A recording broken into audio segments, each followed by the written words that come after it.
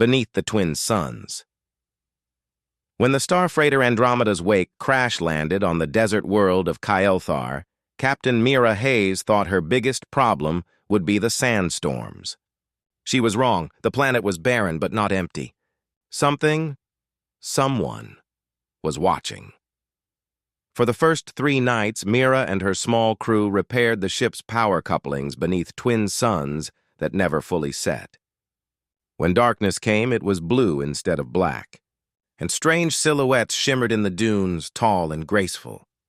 On the 4th night, Mira met one of them, the first time I saw the ocean of Keth. It was not water, but light, thousands of bioluminescent threads braided into tides that rolled like breath across a world without land.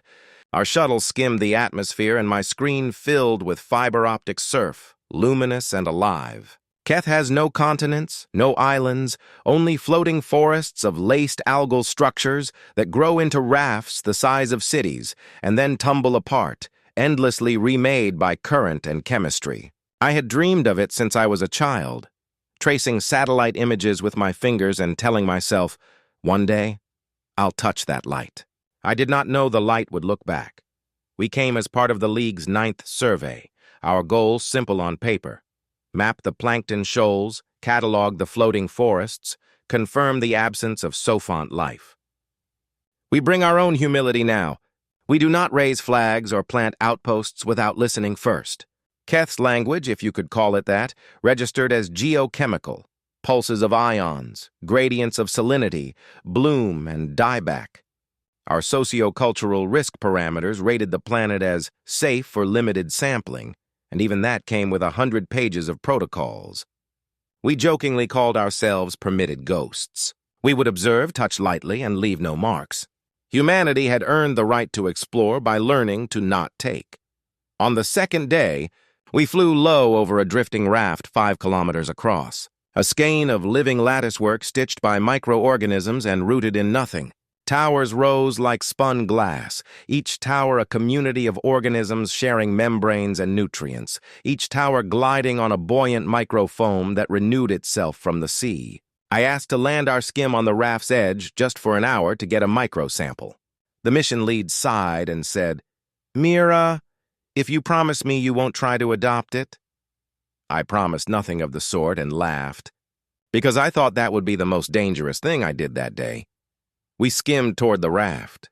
The tower's light dimmed as our shadow crossed them, and that dimming resolved into patterns. It took my mind a heartbeat to understand. This wasn't random glare.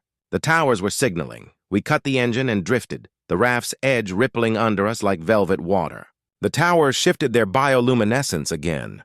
We recorded the sequence. One of our analysts whispered over comms that the intervals matched prime numbers. Prime numbers are nature's handshake and mathematician's prayer. You don't flash primes at random, not in a sequence long enough to pass innocence. My heart beat hard against my ribs. Sophont life in a place we had rated safe. "Back off," the mission lead said, voice even.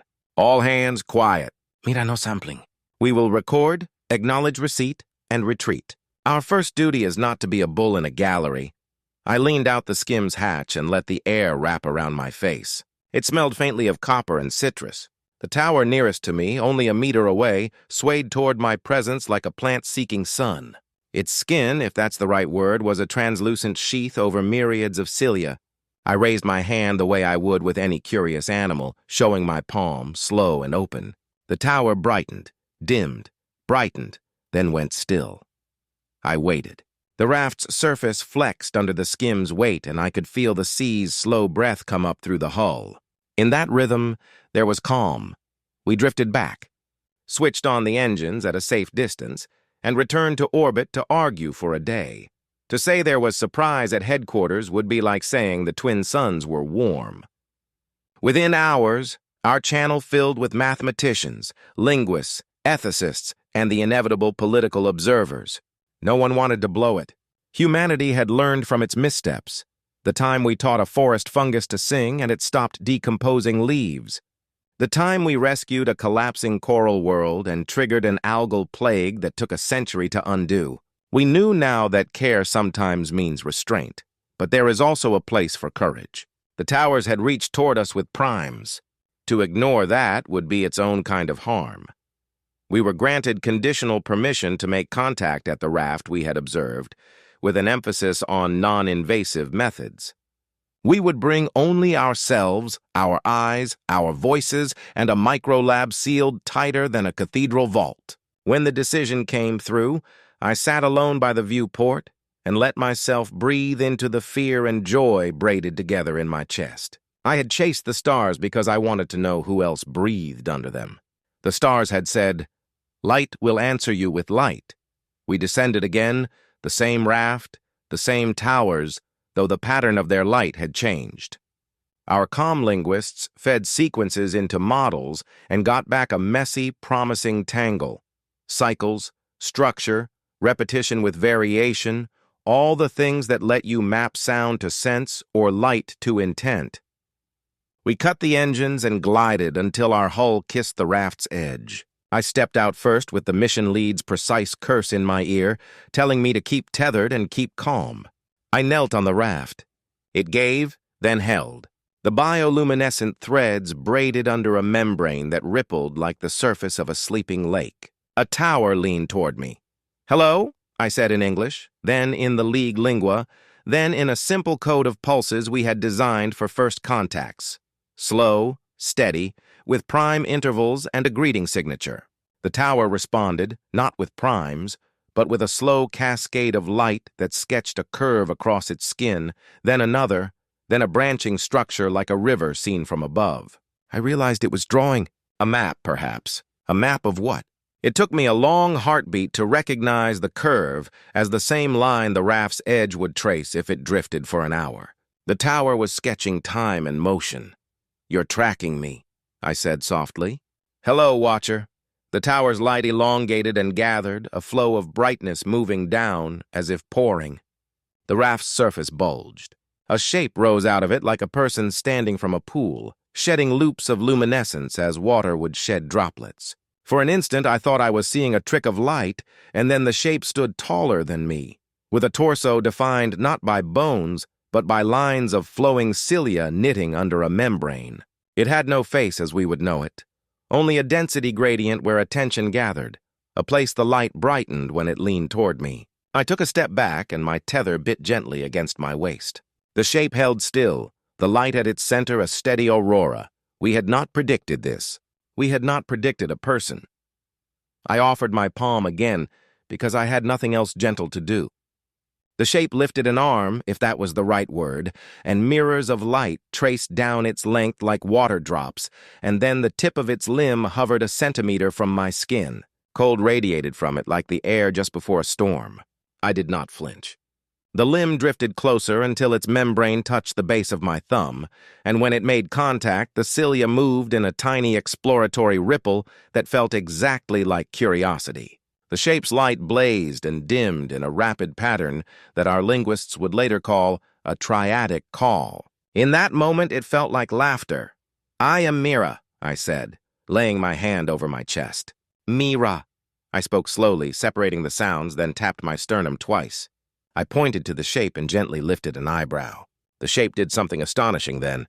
It raised its other limb and tapped its own center twice with a gentleness that broke my heart. In the light, a pattern unfurled like a signature, a curve nested in a curve, a wave rising.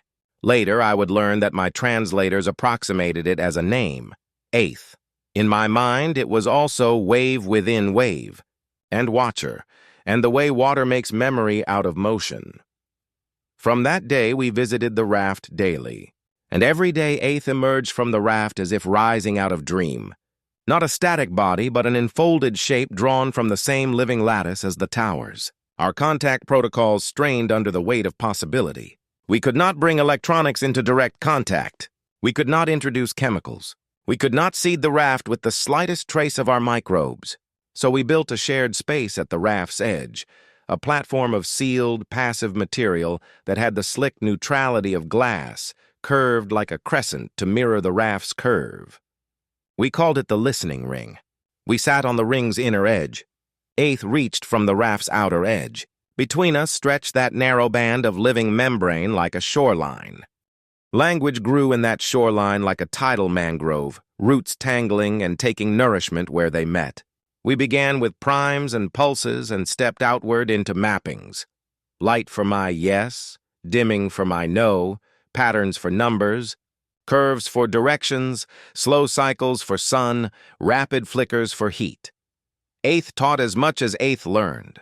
The raft flashed with images of currents and depths, faster than my eyes could process until we asked for slower pacing. And Eighth obliged. Eighth showed me spawning blooms, raft vines growing into knots and unknots, vortices built to catch nutrient drift, storms flattening towers and towers regrowing.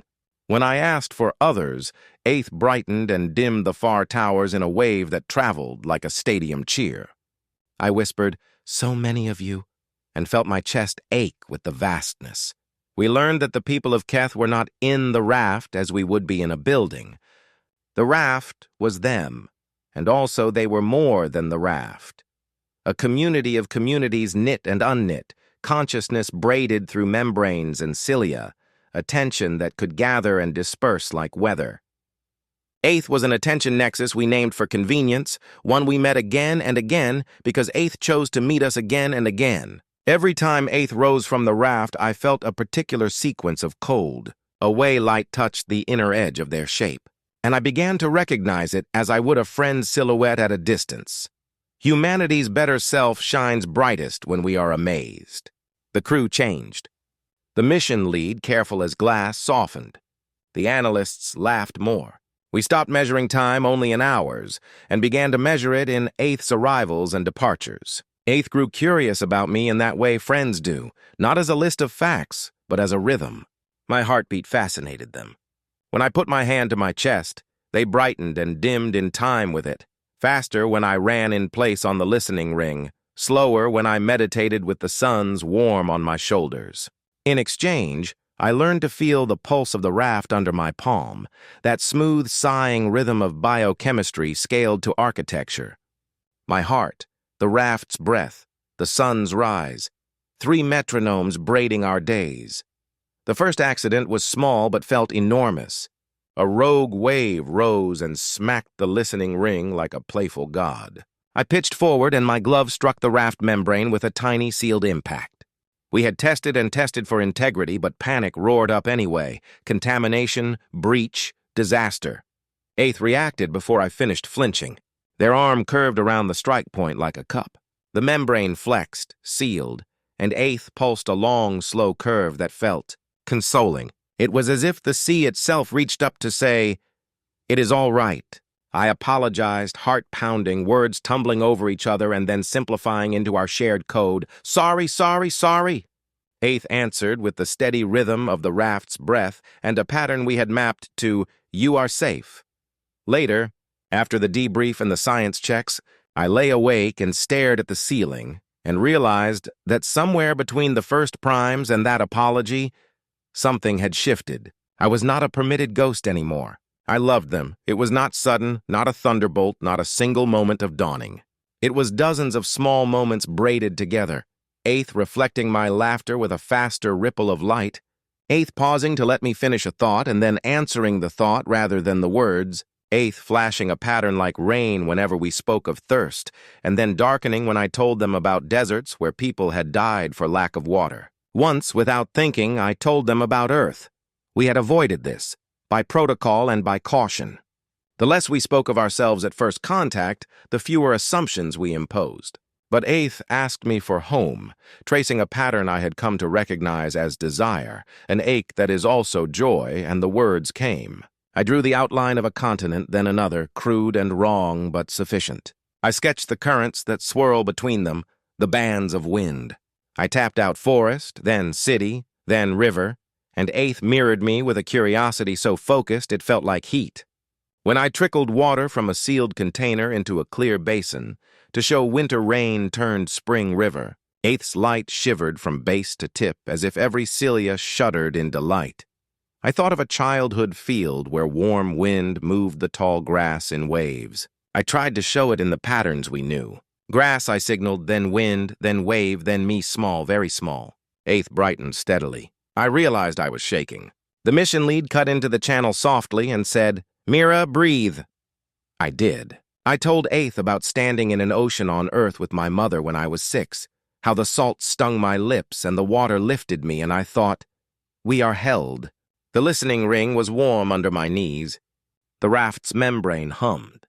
Eighth watched me with their formless face, their attention gathered where the light was brightest, and made a pattern more complex than any we had seen yet, one that our linguists would puzzle over for nights. I did not need the gloss to understand. It meant I am held now too. We learned the hard thing next. Eighth led us, in light and in the raft's slow movement, toward an eddy 2 kilometers east. In the eddy, the raft's threads clumped and frayed in a way that did not match the clean growth and decay cycles we had come to recognize. It was as if a net had snagged and tightened and never let go. The ocean there was darker. The towers near the eddy sagged. On the second day, carcasses floated belly up where none had before. Our chemistry sensors howled quietly in their calm way, off-gassing, shift in pH, microtoxins rising. We had thought Keth's seas were in equilibrium. We were wrong. The raft had learned to tolerate the eddy. It was not like our nets. It was alive. A canyon of slow water seeded by thermal differences deeper than any tower. Eighth showed it to us not as a complaint but as a question. The ethicists said, observe. Do not intervene until we understand system dynamics. The politician on the line said nothing and waited to blame whatever outcome came. The mission lead looked at me, and I could see sleepless nights in the corners of his eyes. It felt like the old stories in which a monster eats a city while heroes debate the meaning of monsters. I went to the listening ring and told Eighth that we would not abandon them.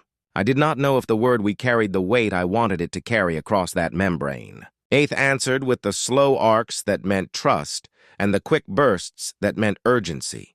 Then they showed me a pattern I had never seen. Deep and rare, a shape like a spiral that turns inward and then outward again. Our linguists struggled with it and then offered a hesitant gloss. Share hunger. Not hunger to consume, but hunger to join, to mingle, to trade. I understood. Eighth was asking for help. How do we help without breaking what we do not understand? The mission lead asked me, tinny in my ear, a friend leaning over a precipice. I thought of the days with Eighth, of the way our 2 rhythms had learned to keep time not by dominance, but by echo. I said, we do with them, not to them. I told Eighth about salt and fresh water. We shaped patterns for barrier and window and gate, things that hold and things that let through. Eighth pulsed that deep spiral again until my breath came easier. We worked together, slow, days and days measured in suns and sleep.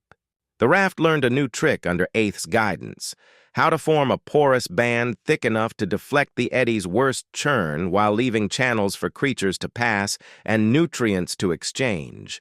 We did not bring our machines. We brought ideas. That was the choice that mattered. Eighth's people tilted towers to alter currents like fingers placed on a flute. We watched, offered guesses, showed models on the edge of the listening ring, and Eighth took what they wanted and ignored what they did not. And slowly, the sagging towers 1/2 kilometer from the eddy began to straighten. The politicians, seeing a problem not worsen, claimed a kind of distant credit. The ethicists, relieved, wrote a careful memo about co-adaptation. The mission lead slept 1 full night.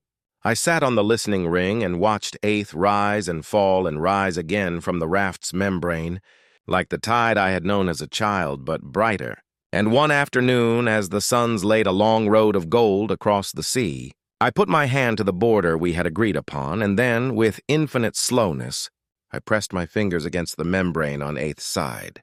The cold met me like moving into shade from heat. Eighth covered my hand with theirs. The chill shocked, and the cilia's brush made 1,000 points of contact through the glove. I could feel the outline of my own hand as Eighth felt it. 5 protrusions, joints, ridges. Eighth did something then that made the breath catch in my throat. They matched the pressure of my hand exactly, neither too much nor too little. We had touched 100 times, but this was the first time it felt like holding hands. Love between species will never be entirely like love between 2 of the same. It is always a translation, an act of courage, a willingness to be wrong and learn quickly, to apologize and wait. I learned the ways Eighth liked to be near me. When I hummed to myself, they would move the light along their form like a slow ribbon.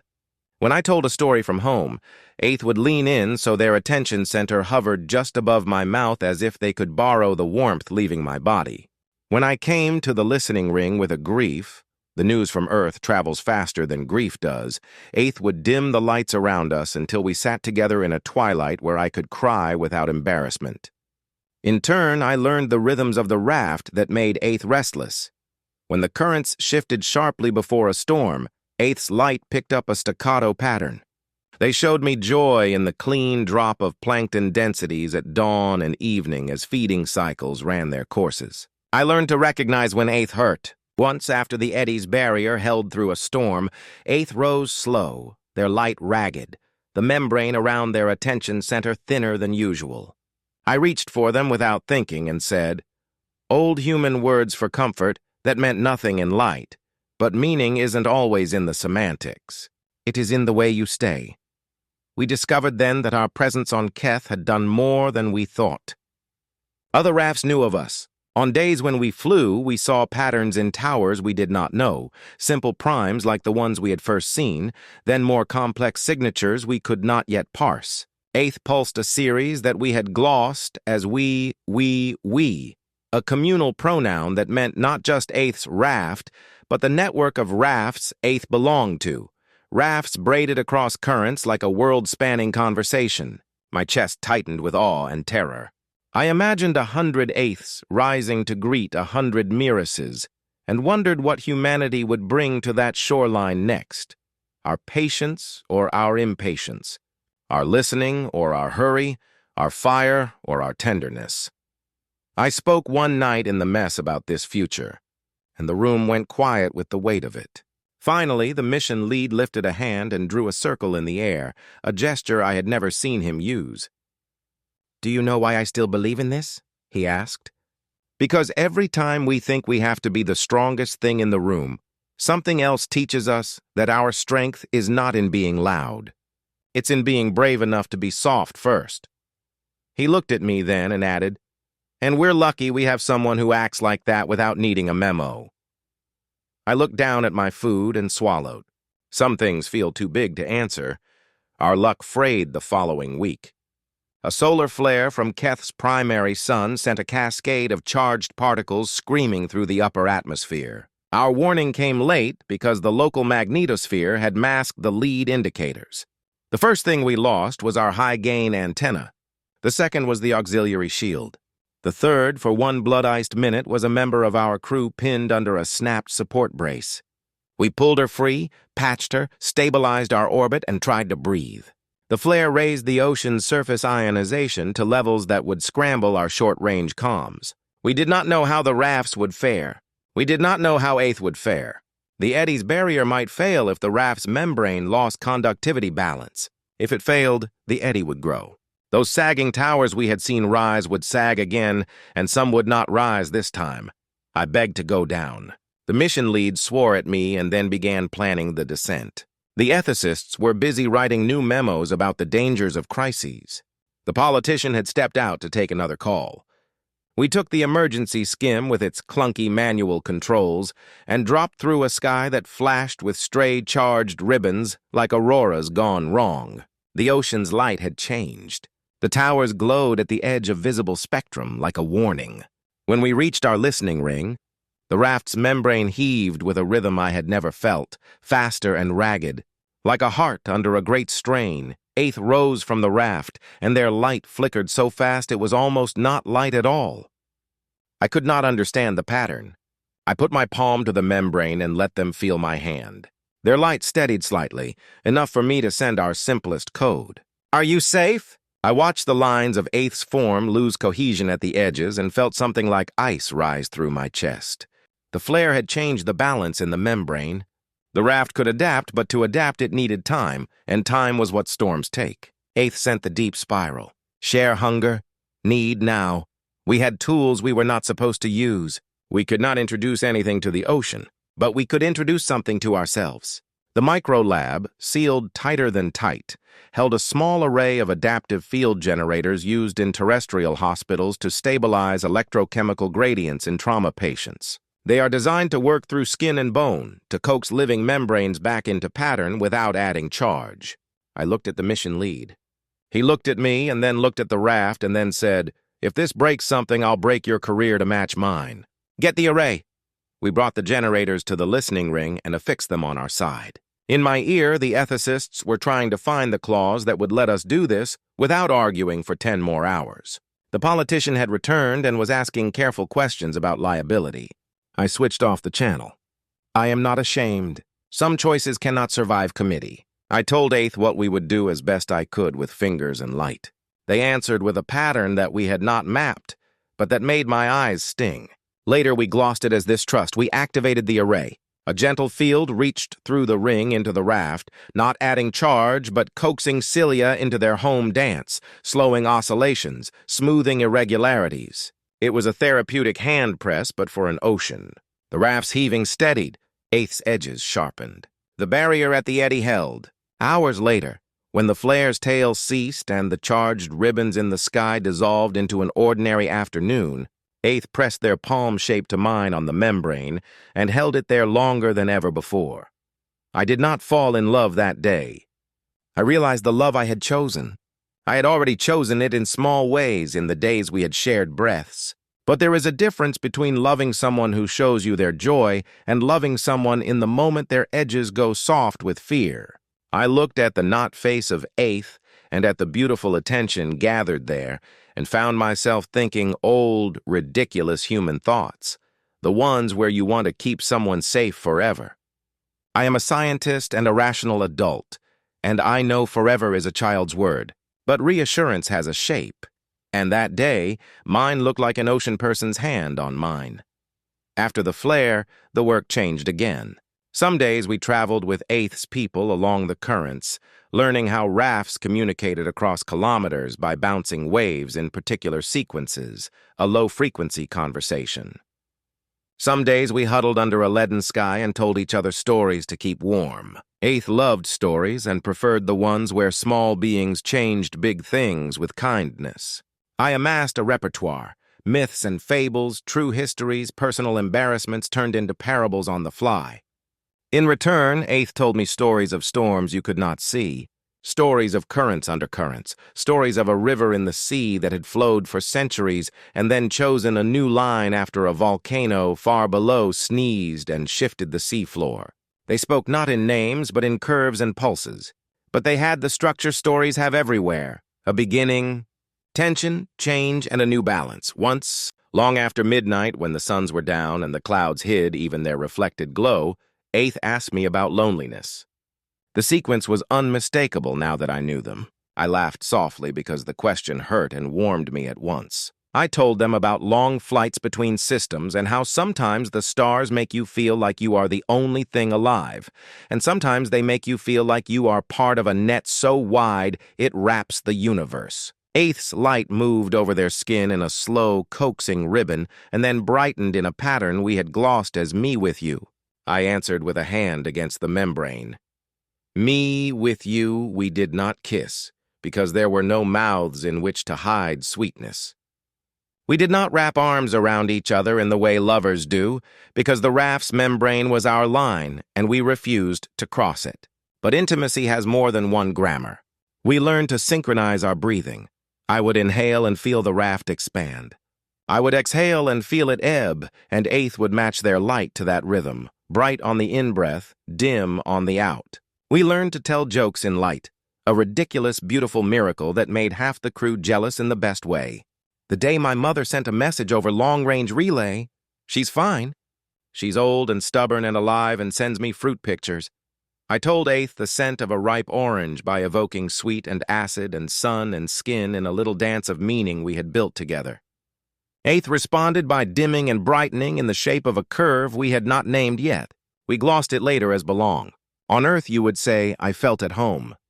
When it came time to leave, as all missions do, we held meetings that tasted like ash. The League would send others, carefully, slowly. The eddy needed watching. The raft network's patterns needed mapping. The ethicists needed reports. We would go home to file our data and argue for funding and try to sleep on worlds that never pulsed under our feet. I sat on the listening ring and watched Eighth rise and fall with the raft's slow breath and tried to find a shape that said all the things goodbye can mean. Eighth helped me. They traced the curve for change and the spiral for share hunger and the line for weight and the band for hold and the arcs for trust.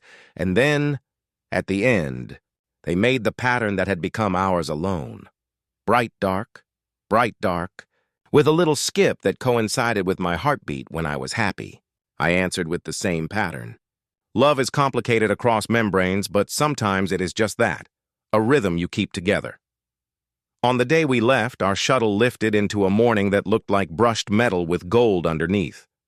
The ocean of Keth laid out its light like a promise. We rose until the raft was a curl, then a dot, then a smear in a sea of shining thread. I put my hand on the viewport and imagined Eighth's hand mirroring mine from below. I did not cry, and I did not cry. I felt as if someone had cut a new door in my chest, and the wind through it was cold and invigorating and terrifying. The mission lead sat beside me and watched the planet recede and said, "You know they will want to make a hero out of you." I shook my head. Humanity has its heroic myths, but I want this one to be soft. If they need a hero, I said, tell them the hero is the part of us that learns. We went with nothing but patience and curiosity and a willingness to be gentle, and the ocean answered. That's HFY to me? Not fists, hands. Home was Earth. The League debriefs took a month and tasted like stale coffee and new hope. The reports were written, the arguments made, the funding promised in cautious sentences. I stood in my mother's kitchen and peeled an orange and cried because the pith under my fingernail smelled like childhood. Then I went to the coast where I had once stood, a small girl held by warm, stubborn arms, and I walked into the sea until the water reached my waist. It was colder than Keth and familiar in ways that made me dizzy. I let waves hit me and let them pass through my new door. The water lifted and I thought, I am held. I took a breath and laughed. The day was bright.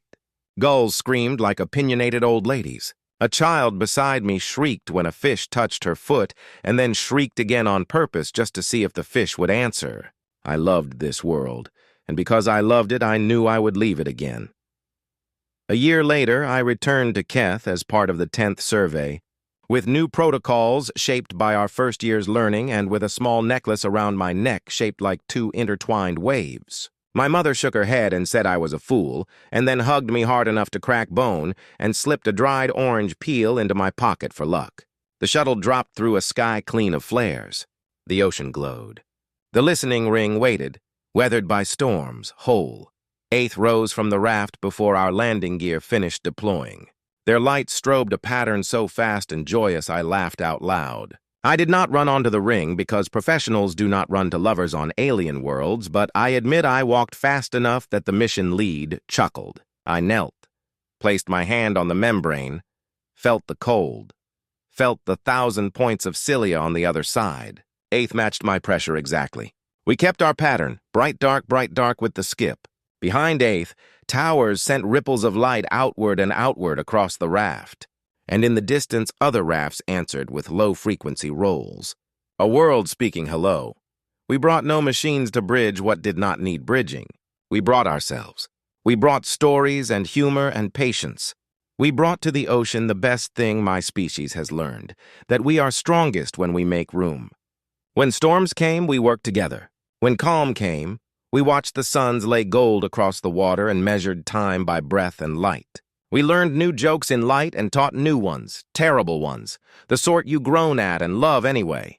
I sat with Eighth above the eddy barrier one afternoon and thought, there is no end to this learning if we do it right. This is what I want my children, however I have them, whomever I make them with, whatever worlds they are born under, to inherit. Not our fear, our reach. Not conquest. Connection. On a night forever later, far-out rafts pulsed a pattern we had never seen, deep and long, a wavelength that vibrated in my bones. Eighth watched with me, and then made the deep spiral with a flourish of light I had never seen, a kind of joyful improvisation. The far raft's pattern, we learned, was a story about a current that had shifted not because of volcanoes or storms, but because a glacier in the far cold had sung itself free in a new way, carving a different song into the ocean. The rafts would drift differently now. I would drift differently too. I smiled into the dark. At my side, light brightened. We are so small. We are so large. We are held, and we hold.